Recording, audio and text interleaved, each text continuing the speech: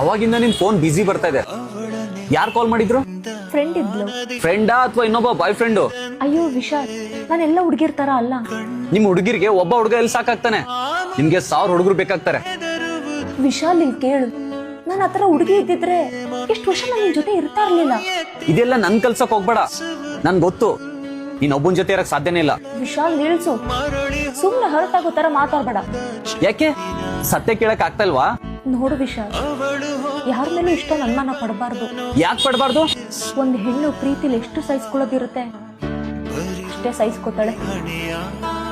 ಇಲ್ಲ ಅಂದ್ರೆ ಏನ್ ಮಾಡ್ತೀಯಾ? ಏನ್ ಮಾಡಕ್ಕಾಗುತ್ತೆ ನನ್ಗೆ?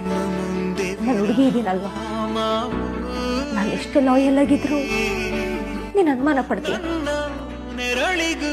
ಆದ್ರೆ ಒಂದ್ ಮಾತು ನೆನ್ಪಿಡ್ಕೊ, ನೀನ್ ಒಂದಿನ ನನ್ನ ಕಳ್ಕೊಂಡ್ಬಿಡ್ತೀಯ. ಆಯ್ತು ಹೋಗಿ ಇವಾಗ್ಲೇ.